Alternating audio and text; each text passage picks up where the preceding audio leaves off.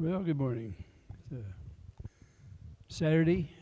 It's not too bad a day out there. A little chilly this morning, but that's okay. I'll play in the garage here for a little bit.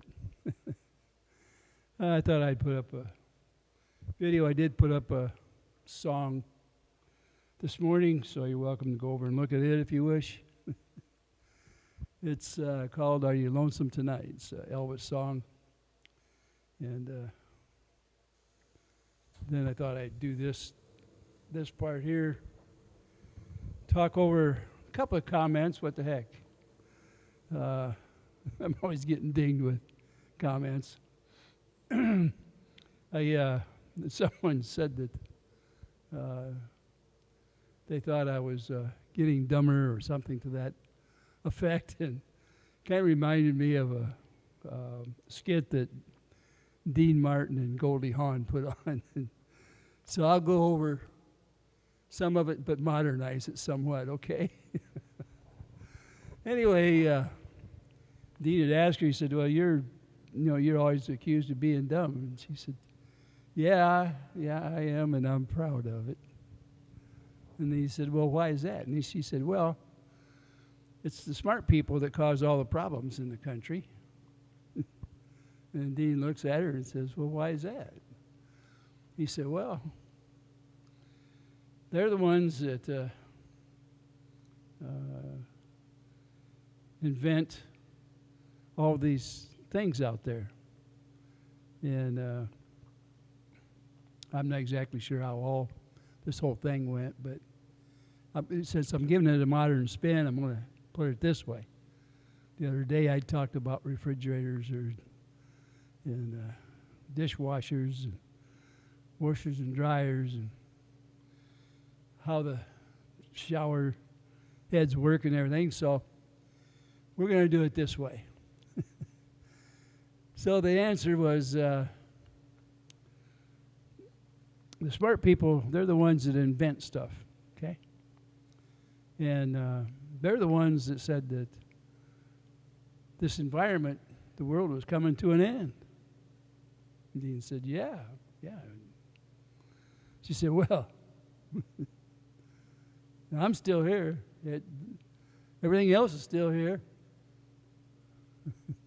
He said, uh-huh. She said, well, the smart ones are the only ones that are upset over the end coming. It hasn't come yet. Yeah, that's true. She says, well, the smart ones, because of the environment, well, they had to come up with a better dishwasher, right? Sure, yeah, that makes sense. Well, that one out there, they're so smart. They decided to cut back on it so it don't dry anymore. And you have to put chemicals in there. And Dean says, well, what kind of chemicals? Well, you got to put a rinse in there. Okay. And what's wrong with that? Well, I don't know what's right with it. Do you? Well, no. It worked just fine before. Mm-hmm. See, only smart ones come up with stuff like that. You see, it took a long time to get a dishwasher that had a drying cycle, but smart ones decided you shouldn't have it anymore because it infected the environment. So you see, the smart ones are the ones that did away with the drying cycle, and now the dishes stay wet. I see what you're talking about. The smart ones caused the problem. Well, they did on not drying. Why have a dishwasher? Why not just go ahead and do it in the sink and dry them? I mean, if they won't dry in the dishwasher, why should I worry about it, right? I got your point. Well, what about, we just had a new hot water heater put in, okay? And it has special equipment. And what would that be? Well, the smart people said that you need to exhaust all the fumes. Well, I understand that. That makes sense. Yeah, but you have to take air from the outside in. Uh-huh. Well, then it costs money to heat that cold air up, to heat the hot water up. Okay, so it costs more money. But does it help the environment? Well, I haven't noticed any difference. Have you? I got your point, Goldie. I got your point. Okay, well, let me see. The smart people invented that. Yep. Well, let's see. They charge more money for it. Yeah, you see, a couple years ago, that same hot water heater, and it had a vent on it too that went out, and it brought fresh air in. But because this one had to meet a little stringent qualifications for the amount of gas it uses, it costs a lot more money. So how much money was that exactly, Goldie? Well, this one installed was $2,800. The other one installed was right around $400. Oh, wow, that's a big difference. Yeah. Smart people figured out how to make it expensive. Well, how is that, Goldie? I don't know. They're the same. They look the same. I can't tell the difference. Both of them had a motor on top that blows air out, and it must suck air in or something. I don't know. Well, you have a point. You have a point. Only smart people come up with those things. So the dumb people, what do? Well, we don't let things like that bother us. You see, if we don't invent it and it isn't happening, we can't get blamed for it, can we? No, that's true, Goldie. That's very true. Well, what about cars? Well, you see, there goes another one. Now, when I was in high school, cars were, $3,000 or less. And they didn't have a whole lot of pollution stuff on them. And they were getting up there where they were getting some pretty good gas mileage. Yeah, they were, weren't they? Yeah, well, see, they come along and they had all these things about environmental impact of the fumes out there. Yeah, they did, didn't they? Yeah, and it gets to me a little bit because now I was told by a smart person, okay, that all this stuff they're putting on there to cut the pollution, cars don't go as far. Well, what are you talking about? Well, you put a gallon of gas in there, and you get around 20 to 25 miles per gallon for the same car that got 28 to 30 miles per gallon before they put this stuff on there. Well, what stuff are you talking about? Well, they have this catalytic converter on there. Okay, what is that? Well, I don't know. The smart person said you had to have it. Well, what does this thing do? She says, well, it clogs up. The first car, it clogged up at between 40 and 50,000 miles. Yeah. Well, that thing costs more than a dual exhaust, and it's only a single exhaust on the new car, and it don't have as much power. Smart people invented that. Yeah. Well, the dumb people drive them. They get to buy them and drive them. Yeah, I see that. But see, smart people, it looks like they caused the problem. Well, why is that? They were told to. I see. So it's better to be dumb then. Well, if it was dumb people inventing the car, they wouldn't have all that stuff on it. We'd get more miles per gallon so that we wouldn't have to drive as far. And they're saying that if you drive those miles, you have less pollution per mile, but you don't get as many miles per gallon. So dumb old me, I can't figure out where they're ahead of the game. Can you? No, I can't. And they change the formula twice a year. And when they do that, everything goes up 10 to 15%. Well, how do you know that? Well, because I pay more money out of my pocket. Okay, I see that. Now, I was reading. You read, Goldie? Yeah, I read. Okay, well, let's see. What were you going to say now? Well, them cars. They tell me that all the electrical stuff they put on there to keep it from polluting, the enemy is heat. Heat and cold can cause a problem because you see it's encapsulated in plastic. Well, that's true. Okay, so what's your point? Well, I guess I'm not smart enough to understand this.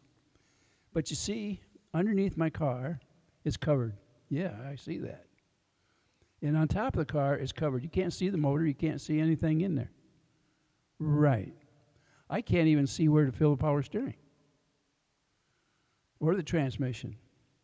Well, Goldie, the modern transmission, you don't have to put oil in it. Well, what if it gets a leak? Well, the transmission probably go out. So I understand, I guess. I mean, dumb old me thinks that if I had a dipstick in there, like the old car had that I had in high school, couldn't I just add some oil and then not have to pay for a brand new transmission? Well, that's true. So the reason they don't put a dipstick in it is so when it develops a leak, I have to put a new transmission in. That should be illegal. No, Goldie, they don't want you. Here, the government looks at it this way. If it has a leak and all you got to do to keep running the car is just add a little bit of oil, you're going to get oil all over the ground. Well, look, Dean, let me ask you a question. I don't quite understand all the economics on this, but where does the oil come from? Well, it comes from the ground. Okay, all right, let me get this straight. You're telling me that this oil, if it drips on the ground, it's going to destroy the environment. And that's why they don't put a dipstick in the transmission. That way, if it starts leaking, transmission goes out, you have to replace the whole transmission rather than have it drip on the ground. But it won't go out till it's dripped all the oil out. So it's still getting all over the ground. Well, Goldie, the government knows better. See, there I told you. The smart people are the ones causing the problem. It's better to be dumb. You see, dumb and happy is better than being smart and making these things do that stuff. Okay, well, let's get back to these covers you were talking about. All right, well, they cover things up. You know, it's hard to find out where you put the oil in and, changing it. Now they have quick change stuff and all that, and you can't do it at home.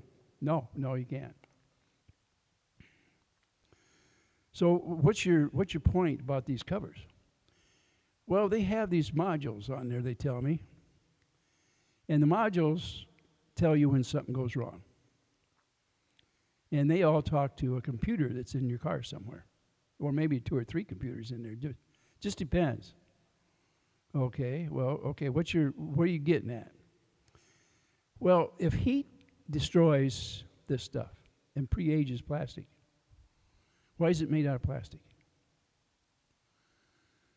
Well, Goldie, it's less weight. You get better gas mileage. Well, with all this stuff on there, if they took part of it off, we'd get better gas mileage. The engine is having to work awful hard.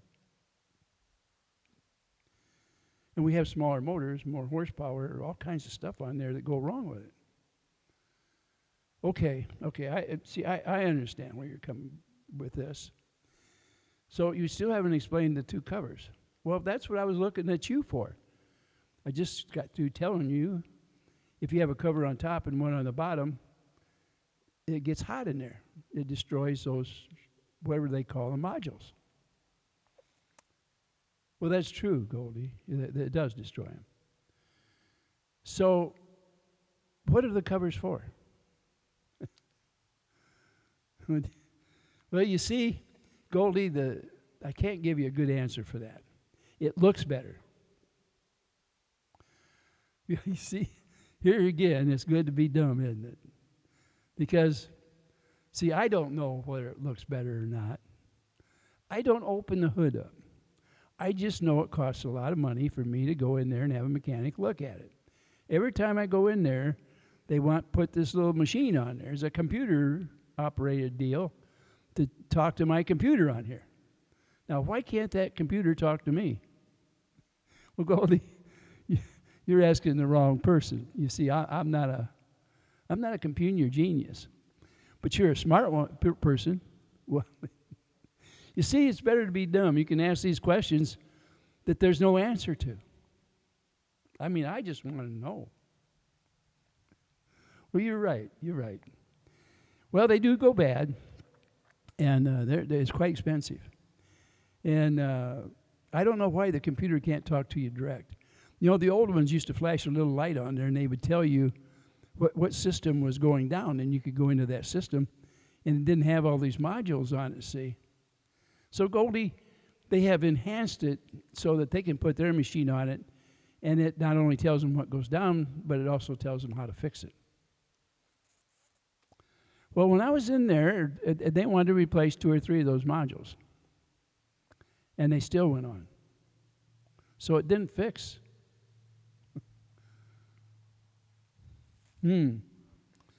So the system is bad because the modules are telling it's bad. So it tells the computer not to run.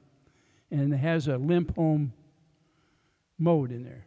Why is that? Why can't I drive 50, 60 mile an hour home? Why do I have to drive 25 or 30? The government doesn't trust you to take it to a mechanic so it goes into a limp mode. That way you have to fix it if you want to drive it very far. Let me get this straight, Goldie. Goldie, explain to me, what's the deal here? Well, if the government says that they want this thing to go into a limp mode, and I can't drive it home, I either have to pay a wrecker or have somebody come and get it, or I got to drive very slowly and maybe get a ticket for driving under the speed limit. The speed limit has a minimum of 40 mile an hour. It won't run 40 mile an hour down the highway when it goes into limp mode because one of those modules went bad.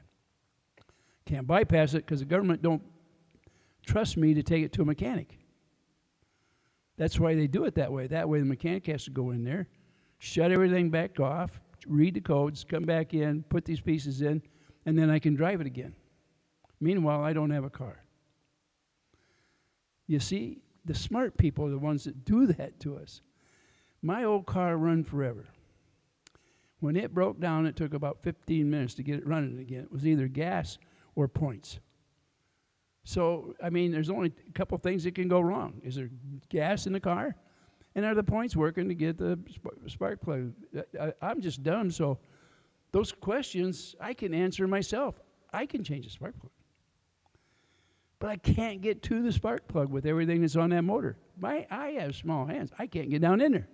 Now what? Well, you see, the government said, what government? I thought they represented me. Well, times have changed. The environment, wait a minute. I thought we started out with the environment. They said the world was going to end, and it should have ended some time ago. It was still here. I'm still here. What is going on? Now, when I was in school, they said the earth is on this axis, and it tips a little bit from time to time.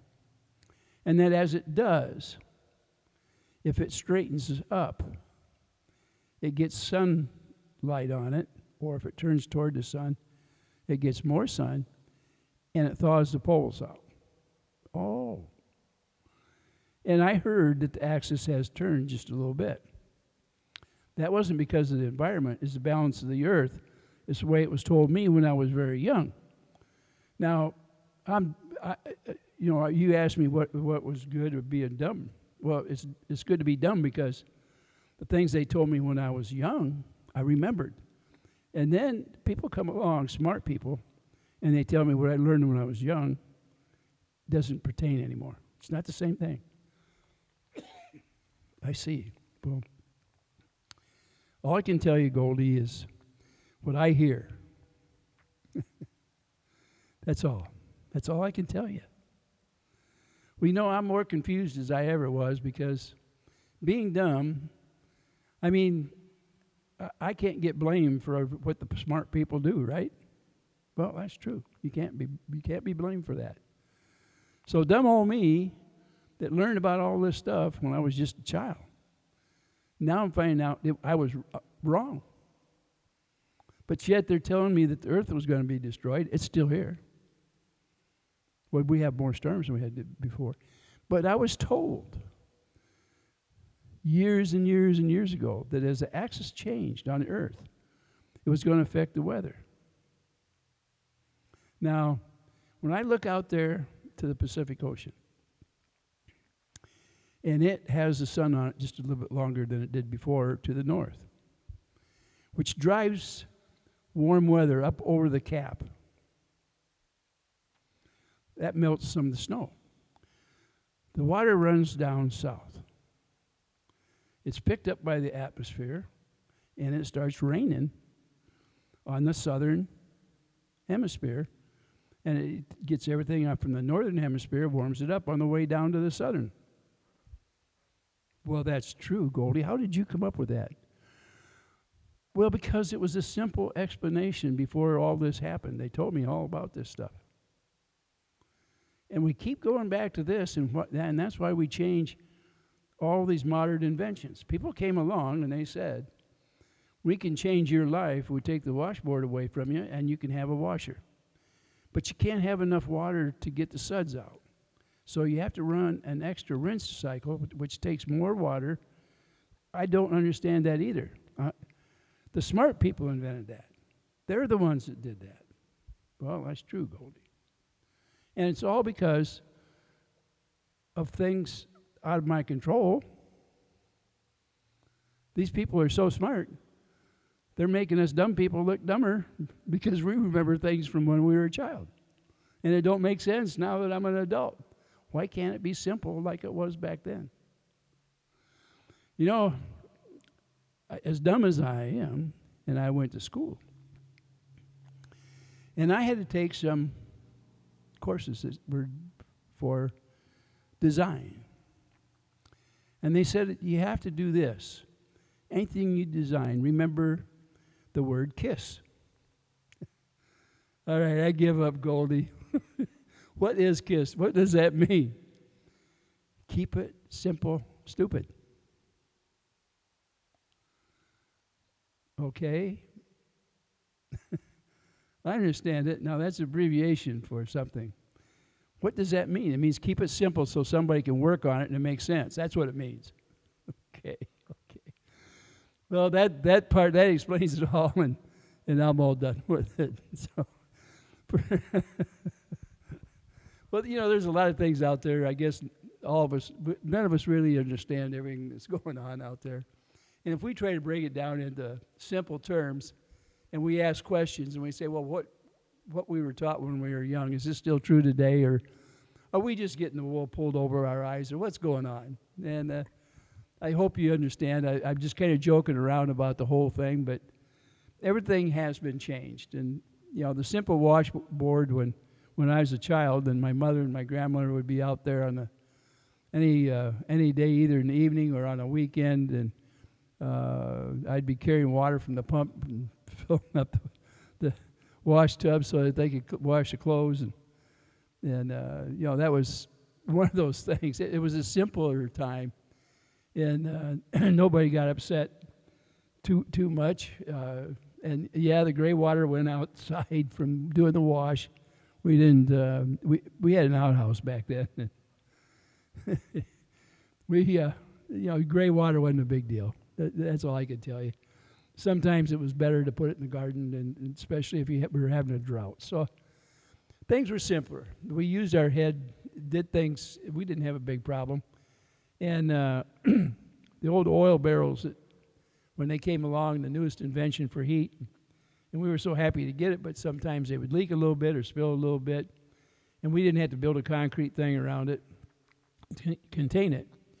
But when we took it out, grass immediately grew back. The oil back then in the oil barrel didn't have all these chemicals in it. It burned fine, and it didn't destroy the ground. It came out of the ground, it went back in the ground. It didn't have anything that killed anything, okay? It worked just fine. And the coal, when we had these clinkers after the coal was burned, and we used them out in the alley to build the alley back up like you would with rocks, but we used coal clinkers, you know, back then. So there was a lot of things back that in a simpler lifestyle. And today, the people from that era would be considered dumb. And yet they were logical, and they would ask the questions. And today, you don't have to ask questions because the computer figures it out. And the computer's always right. Am I right about that?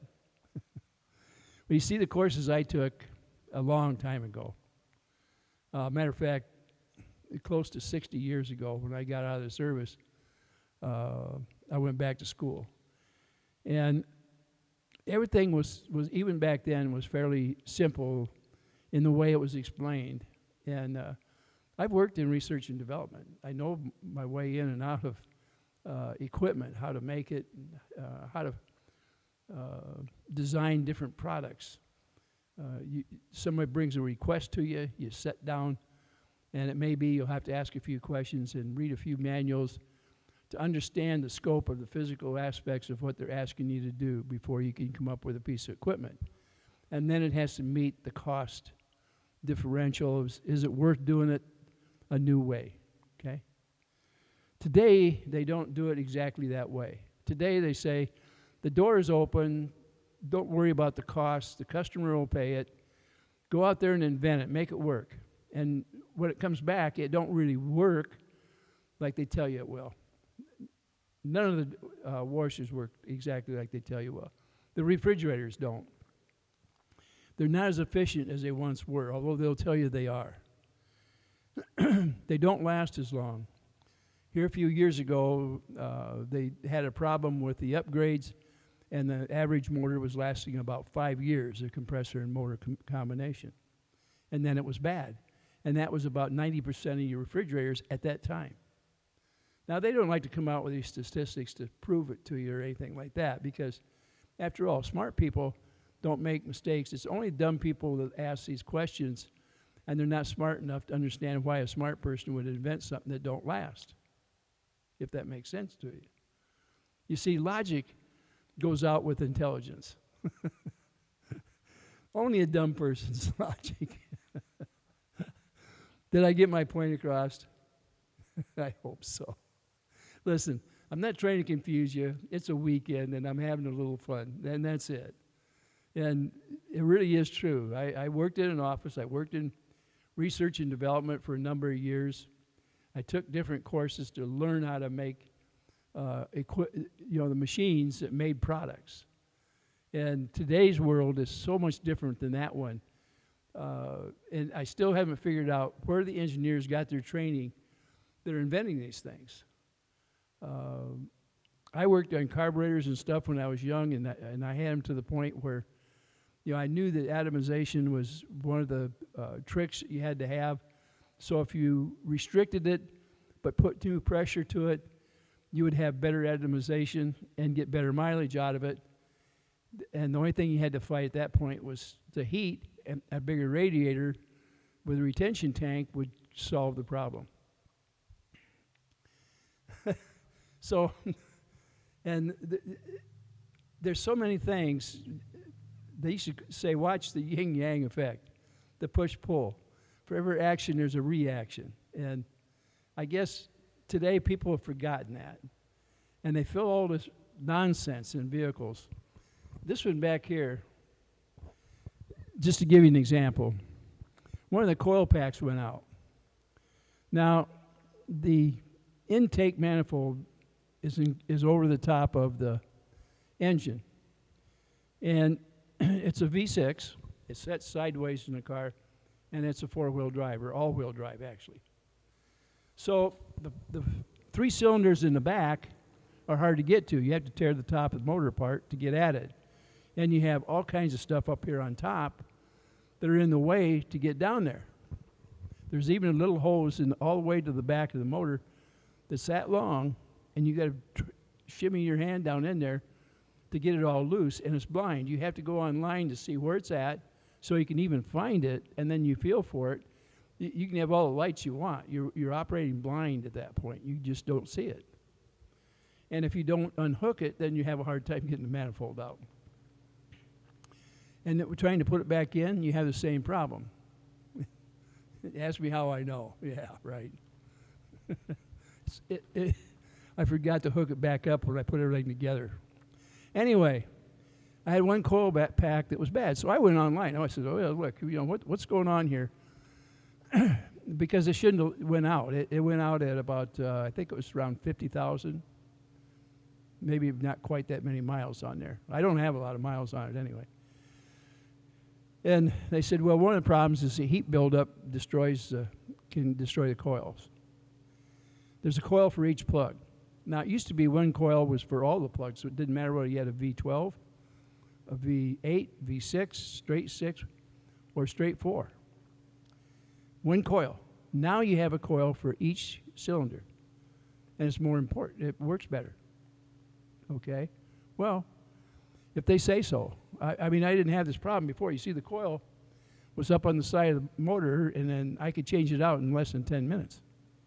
And I could test it immediately. These coils don't test out all that easy, although you can. And I did test them. And only one was bad, but they recommended to change them all. So I did that. Each one of those coils is a lot more expensive than a single coil.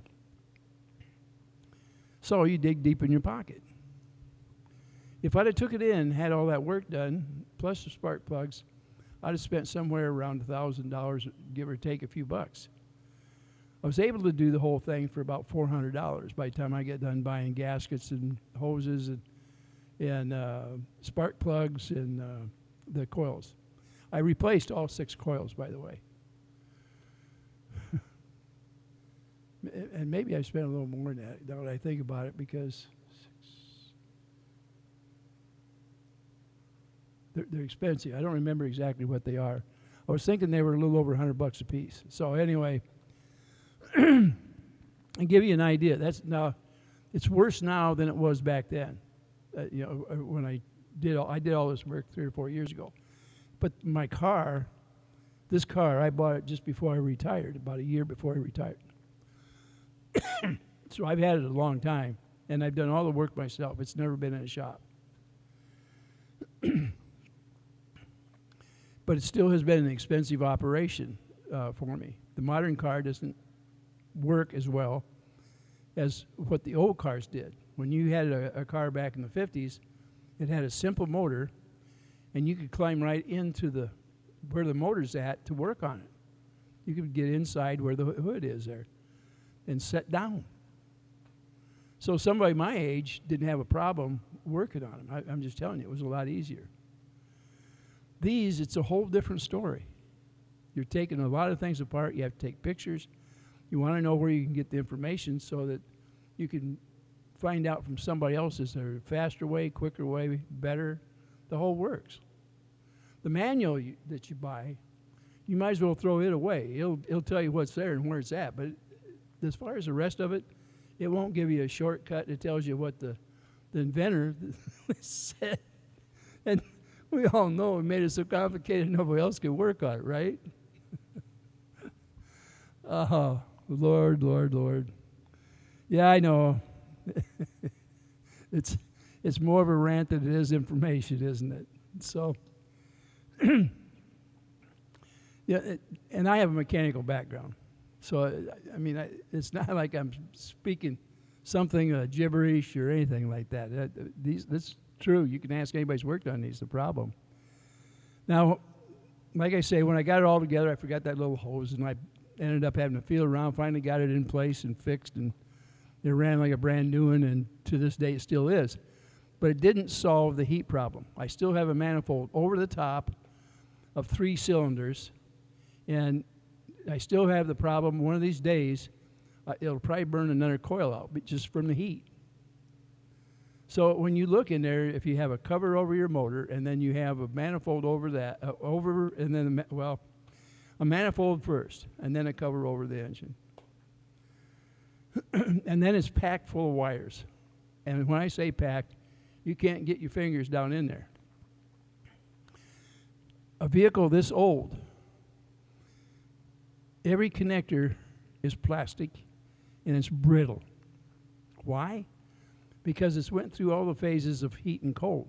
Now, my vehicles from the day I bought them have always been in a controlled environment, a garage, or, it gets air conditioning and heat in this garage, in the same way down in the one that's underneath my house. And so the plastics have held up a little better than average. But my truck out there, I bought that used, both trucks. They're not new. And those plastics on there are brittle, and they come apart on their own. And if I work on something, I'm going to break several items before I can put it back together, and I have to go back in and buy new connectors and put them together. And I have the tools so that I can reinsert new connectors on after I order them, if I can get them. You see, it's not easy to get parts anymore. It used to be you could go to the store, they were readily available. Not so much today. Part of our parts come from all over the world. Now, I will tell you this, the stuff that comes from China is not that great. And a lot of times they don't work, and sometimes they don't fit. Now, it wasn't too long ago, I had to buy straps for my gas tank for the pickup truck out there. One strap come in, it was by the manufacturer. The other one, I don't know where it come from, but it don't work worth a damn. It looked like a piece of homemade strapping with a clip on the end of it. Now, I could have done that myself. I wouldn't have needed to order that darn stuff. Just to give you an example. And I got that from, parts that was rock something. I'd have to look at my computer to tell you where it came from. And they just buy on the open market and then they resell it. They don't manufacture any of the stuff themselves. And if you're getting OEM parts, that's fine, but you don't always get that. You don't know what you're going to get half the time. Oh, well, that's my rant for the day, and boy, that took over a half hour. I do have another one coming up, not today, but if I get time tomorrow or the next day, I'll try to get it up there. And it has to do with human logic when dealing with humanity.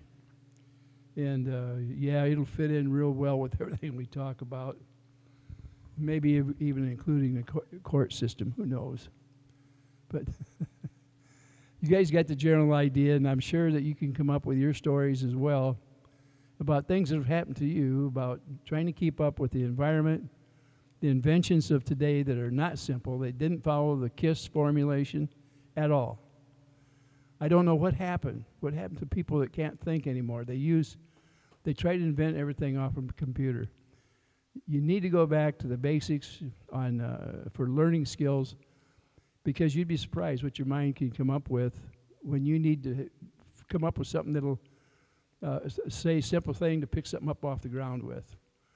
The things that we had years ago worked fine. The modern ones, of course it's made cheap, but a modern grabber just don't work worth a darn. It's made flimsy, made out of products that don't hold up. It's got plastic all over it. It don't make sense. You know, when I was young, you could buy something once and you didn't have to replace it again. You might have to do a little maintenance to whatever you bought, but pretty much it was a lifetime, whether it was a tool or a piece of equipment. I've got 2 old motors that come off from lawnmowers down here. And they're over 75 years old. And they purr like a kitten. The modern engine that we've got now for our lawnmowers, it's not easy to work on them either, because of all the equipment that goes on there, the add-ons that just don't make sense. These, I can take the cover off the side, I can adjust the points to replace them, condenser, whatever it is, or a spark plug, or a rope pull. If it's got a starter on it, which, it's only the newer ones that have starters on it, but it's a simple 2 bolts and put a starter back on. Things that modernized become so complicated that you have to take it to a shop. And that, to me, it just doesn't make any sense whatsoever. All right, well, if you have some ideas or some things that happen to you, or the things that you wonder why something don't work, remember Goldie Hawn said, "You're better off to be dumb." And she had an interview with Dean Martin, and I modernized it. I didn't use her exact words. I just used the rationale. okay, but took it into this century because the interview was, probably 50 years ago. It was good though. If I can remember where the YouTube video itself is on it, I'm not going to do it today to this one, but I'll post it somewhere so you can get a good laugh out of something that happened 50 years ago. The logic is so simple that it's comedy. Okay. The same things happen today. We lead a complicated life that was not made better necessarily by computers. Kids learn by doing, hands-on. Back then, you might have a book.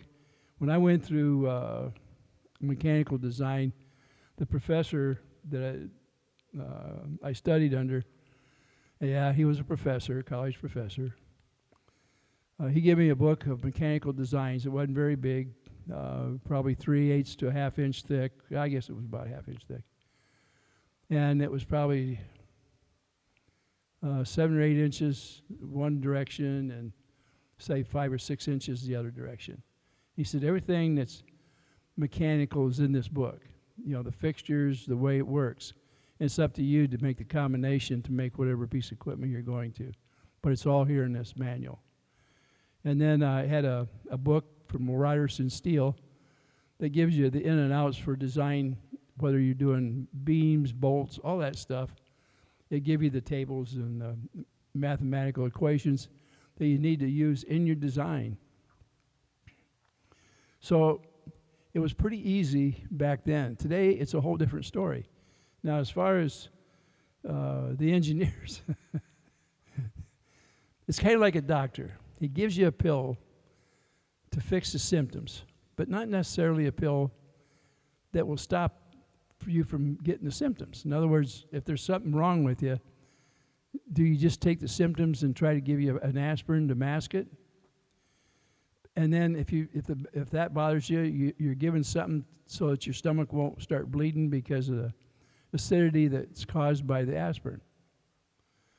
Or when you're under the cancer therapy, they give you something so you won't throw up because the cancer medicine makes you throw up, makes you awful sick. I went through a back operation, and I had to have pain pills. And the ones they gave me made me sick to my stomach. I had a hard time eating. And so I lost about 30 pounds during the recovery stage after my back operation because you still have a certain amount of pain at that point. And, like I say, medicine is as complicated as the cars. Or the cars are as complicated as medicine, I guess. So what happens years ago, an aspirin and a sugar pill cured everything. And today, you have a cabinet full of pills to take care of less. Does it make sense? Well, I guess I'm dumb enough that to me it don't make sense. But the logic tells me there's a better way of doing a lot of that stuff. If I can fix a car, and I can work on the modern car, that's not a problem. I read schematics, it's not a big deal. Nothing complicated about it. Electrical schematic. And if you can't read the symbols, you can find out on this thing that I don't like too well, the computer. But, back when you used pure logic, you learned the insides and outs. And when you walked up to something, you could tell what was wrong with it by listening to it, or your customer telling you the symptoms that they were having with whether it's mechanical. It could be nothing more than a drill motor for your drill, okay? It's kind of like fixing a flat tire. Used to be you took the tire off the rim, put a patch on it from the inside, or if it had a tube in it, you fixed the tube, you put it all back together, and it was done. Well, today, the modern cars, first of all, some tires can't be fixed. If it's got a small leak in it, it's trash. Run